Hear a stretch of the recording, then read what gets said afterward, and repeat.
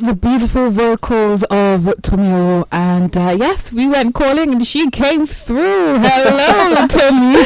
Hello, Joanna. It's Inspiration at 2.3. Let's just do. I have to get to I need to acknowledge her presence. At this point, I don't even know what to say right now because I thought maybe I was listening to angels sing or human beings. At the point, I remember that it's a human being that was singing that. Definitely celestial. I mean, listen to the voice of her talking voice as well. You know, you can tell someone can sing sometimes by their voice. I mean, just listen. Say something, babe. Just say something. Hi, guys. Oh my god.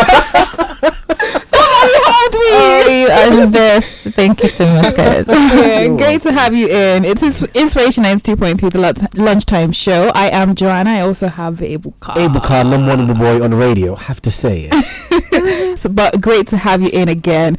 I don't know, I'm sure you've been hearing this for the longest time. When did you first hear that, oh my gosh, you have an amazing voice? Or, oh, do you sing? Or someone heard you singing perhaps in the bathroom, was like, oh my gosh, that doesn't belong to the showers.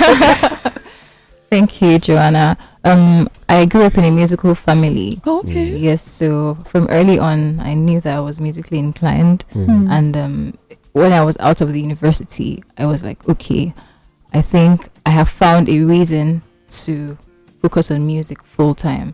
Before, I loved to write short stories and poems and express myself because I grew up a bit introverted. But it got to a point, and I was listening to my favorite artists, and I saw the effect that their songs and the meaning of their songs had on me, and I was like, this is what I would love to do with my stories, with my experiences, share them through music. And that was how this journey started for me. I want to say flavor, like your type of music is definitely, should I say, not from around here. Like, it is really unique, and it looks like more like that you're creating your own, right? And I want to ask, what are your influences? But I don't know, is that something for you, or like you've just been creating your own and sticking with your lane, creating your own lane, or you've had those influences from early on aside your family, right? You've had those perhaps legends, and who are they that have influenced your sound one way or the other? Yeah, thank you. I mean, I feel like there are two sides to it all the time. There is your originality, there is your voice, there's the way that you express your emotions. And there is where you grew up, your environment, the things that surround you as during your formative years. So I feel like every artist has a combination of these two things that help them become who they are. So it's the same for me, growing up in a musical family, being able to express myself musically, and then gravitating towards certain sounds.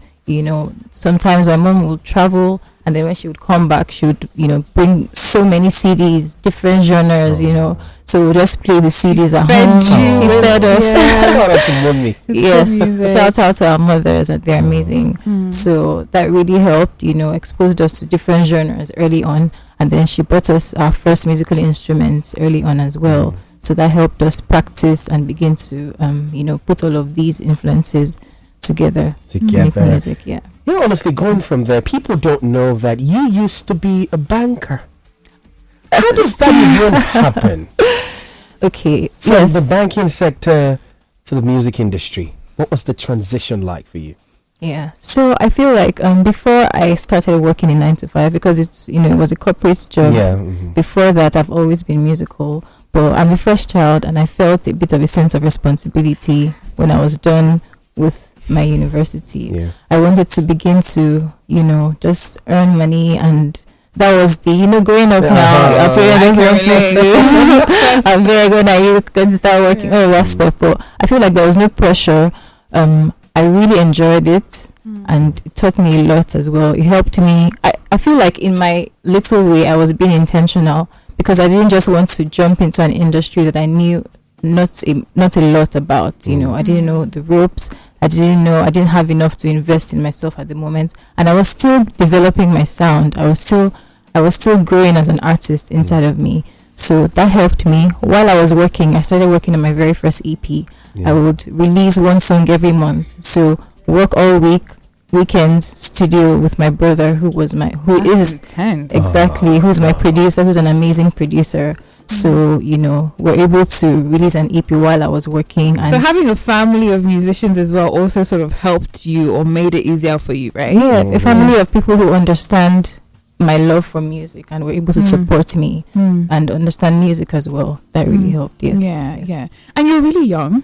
Thank you. Like you're young, and looking at what your peers are doing. Well, I don't know whether you look at what your peers are doing, but like it's a lot of the mainstream instant hits, vibes in the club. I don't want to start singing some of the songs, but I'm sure you know what I'm talking about. Yeah. Do you ever feel pressured to head that way or do something tilting to that side? Because obviously your music is different from everything else, but do you ever feel pressured because of what's popular, right, to alter your sound, or what you put out?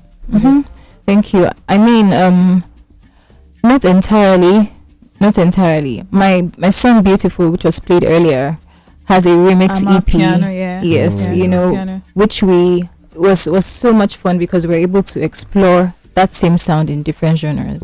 So that same song in Amapiano, that same song in Afropop, that same song in house. So it was a really interesting experience hearing how my sound translates in those popular genres.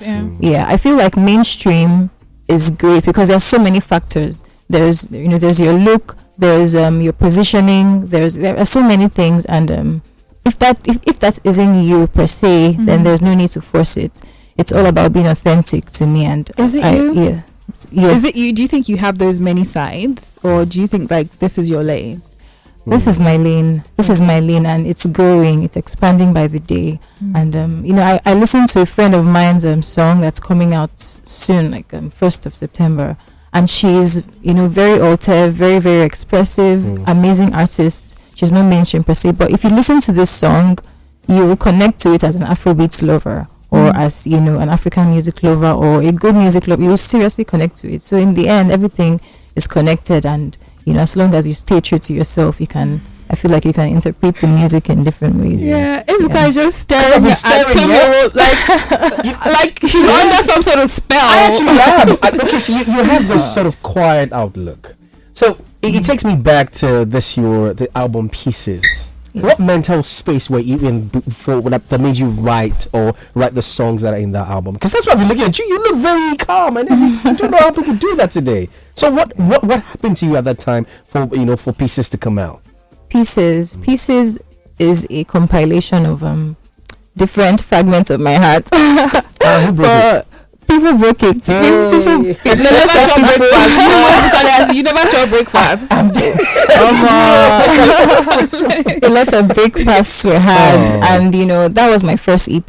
That's the same EP I wrote while I was working, and it was an opportunity for me to put all of those experiences into music for the very first time. So there was a lot to say, and at the same time I was exploring my sound. I'd never released music before, so it was a way to explore my sound, kind of see what happened, and I just put it out there. I wasn't thinking about acceptance or anything. I just wanted to express, and it was beautiful to see. You did yourself a favor, relieving yourself of that pressure of acceptance. I love the fact that you did that. Thank you. And yes, we have a sweet new single from you, released 2 weeks ago. The song Bird herself. We're going to listen to it and then come back and talk about it. It's titled Bird. Tomi Owo. You enjoyed this video? Hit the subscribe button for more. Leave a comment and like. Thank you.